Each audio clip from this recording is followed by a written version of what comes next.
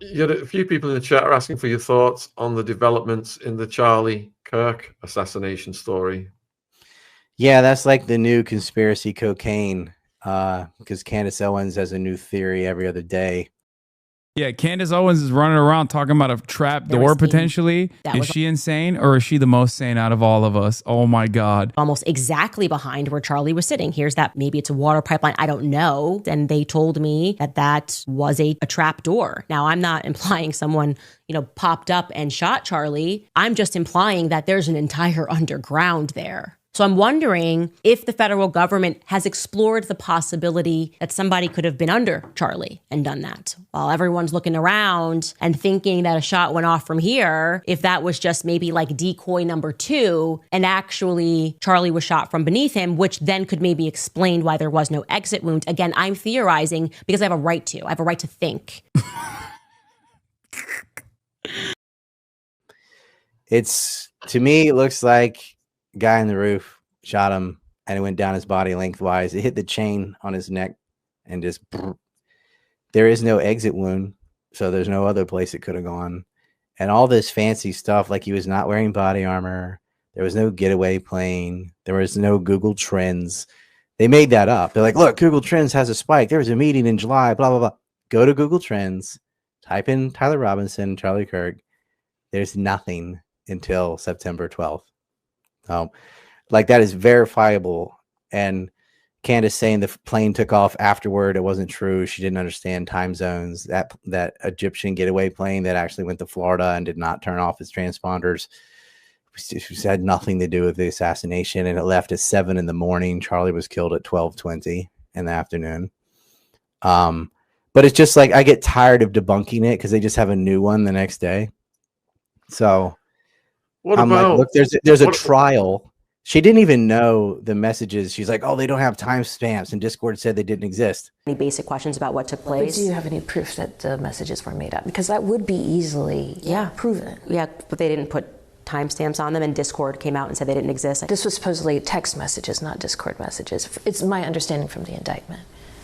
I actually did not read that they were text messages. The indictment calls them text messages. What would it be like the feds are like on a computer, like typing it out back and forth? That's exactly what it is. The feds made up the text messages. But you don't have anyone from like the FBI telling you that, or law enforcement? I have leaks. Okay.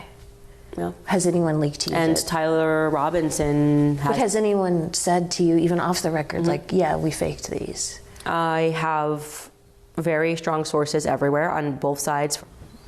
Well, I look forward to seeing the evidence of that. And of course, he pushed me on this, and he was talking about the Earth curvature and science. And I said to him, listen, I'm not a flat earther. I'm not a round earther. Actually, what I am is I am somebody who has left the cult of science. I have left the mega church of science, because what I have now realized is that science, what it is actually, if you think about it, is a pagan faith. They're not talking about the Discord messages. They're talking about text messages that don't have timestamps. And it's really stupid to say that stuff is fake because you don't like the way they said vehicle, even though he's on tape saying that to a cop. And a lot of gamers say vehicle. That is really low level evidence to just reject text messages because they don't talk the way you think teenagers ought to talk. If that stuff was fake, all his lawyer would have to do is subpoena the cell phone records. And if it's not on both phones, Tyler walks. It's a really stupid thing to hinge on because it's not fake and it's very easy to prove, and it will be in the trial. So it just, I would get a lot more views and fans and followers if I would just lean into it and glob on to conspiracy garbage, but I'm not going to do that. And I'm not someone that's shy of conspiracy. And I'm definitely not shy of criticizing Israel. Like, I was doing that when Candace was in preschool. I was already criticizing Israel. And I just made a 4-hour documentary on September 11th. RyanDawson.org. It's free. All about the Israeli role in that attack and leading us to war in Iraq. So I don't shy from conspiracy if it's true. But you have to have evidence, not speculation. You can't just be like, well, Charlie came to me in a dream and said blah, blah, blah. Sorry. This woman thinks the earth is flat, denies the moon landing. But here's my bone to pick with Matt Walsh. We have a long running beef on the topic of NASA and moon landings because he thinks they happened. And listen, when the guys did it, it was fake and gay. I'm sorry, Matt, and it's time for you to admit it. It was just as bad. You just weren't alive for it, okay? Homies were on the moon making phone calls before the time of cell phones. Like, hey, what's up, Prez? It's me on the moon with the flag. No issues. First time we've ever flown this thing. Yeah, I don't know. We just got through the belt pretty easily. Do you believe people landed on the moon? Well, let's just back that up. Because if you don't, then I think that's no. I think that really sets a standard for this discussion. You are taking something that was a Twitter You can't answer it? joke. I'm going to answer your question, Okay. but I'm just trying because I think you should add context because what you're doing now is you're jumping away from an actual meaningful discussion about climate change and the hoax that's surrounding it and making people fearful to have children. And you're like going, well, didn't you once tweet?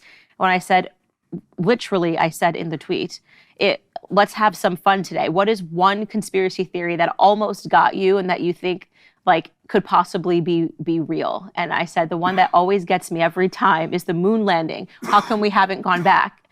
So you're taking this one tweet where people then shared the things that they think that were not really serious or political on this long thread to now apply to a conversation about climate change. Okay, but just to be That feels a clear, little like, people did land on the moon. I don't know. Okay, there we go. I don't know. I do know. I just want to know why we didn't go back. We did go back. What, did we go back? What year? To the moon? We people on the moon? Okay. I'm asking Now a serious who's ignorant? question. When did we go? When did we? We just got through the belt pretty easily. A very strange thing when you talk about the topic of the moon landing to see people get so incensed over it. I realize this. I've never been a person that believed in the moon landings. Always just felt a little foolish to me. Talking on the moon, yeah, here we are. I don't know, in 1969, we had basically nothing technologically. And then a whole bunch of other things. Thinks Macron's wife is a man, even though she had 3 kids. She's like, oh no, she's her brother. Well, you're being sued by her and her brother, who's still alive. It's just so retarded. I would stake my entire professional career on the fact that Brigitte Macron, the current First Lady of France, was born a man. This proposition was originally the brainchild of Natasha Ray, a French citizen who first put forth the idea on the YouTube channel of a woman named Amandine Roy, who is a self-described medium. Always a good sign. But #1 podcast because people love entertainment. This is why Jerry Springer was a big show. More than Thomas Sowell, something because people just love the circus. But that is a big problem.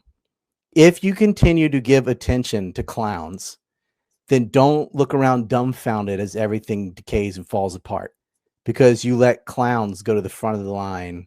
You know, that's your leadership. And it's just one dumbass thing after another. And it creates a cult. And they all roll their eyes if you disagree with them. You get attacked by all the candy people. You must this. You hate women. You this. You hate black people. You hate that. No, it's because what she said is fucking stupid. Like, that's all. I'm sorry. And, you know, I felt the same way. I really wanted to support Tucker Carlson. Really, really like hoping he would be on our team. He finally woke up and realized Israel killing babies was bad when he's like 50 something years old. Finally recognized, oh man, we shouldn't have a genocide. That's okay. He was really late comer. It's fine. He's on our side. He's got a huge voice. And then he just really shits the bed with everything from chemtrails to a fascist to saying a demon attacked him in his sleep and he's got claw marks. Like, dude, you need an intervention. Listen, I generally agree with these people as far as like, we're all anti-war. Now we're all genocide. All Tucker wasn't for the majority of his life, and Candace just woke up to this like a year ago. We're going to agree on plenty of things, and I will praise them when they do something well. Tucker was excellent when he interviewed. Well, he had a long interview with Putin. He talked to Jeff Sachs. He did a pretty good thing on Thomas Crooks the other day. There was one mistake in it, but he did pretty good. I mean, he's been doing well, and Candace was great to interview Norman Finkelstein. I mean, that's exactly what they ought to be doing is talk to smart people and just let them talk 90% of the time and you be quiet. But then they've hit some bad ones. So I don't know. They need better management or something. But like Tucker talking to Scott Horton, that was a dream. Like, there's a guy that can spit out information, correct information, not goofy stuff. More of that, please. Less of the guardian angels stuff. Like, let's keep stuff in, in the parameters of reality.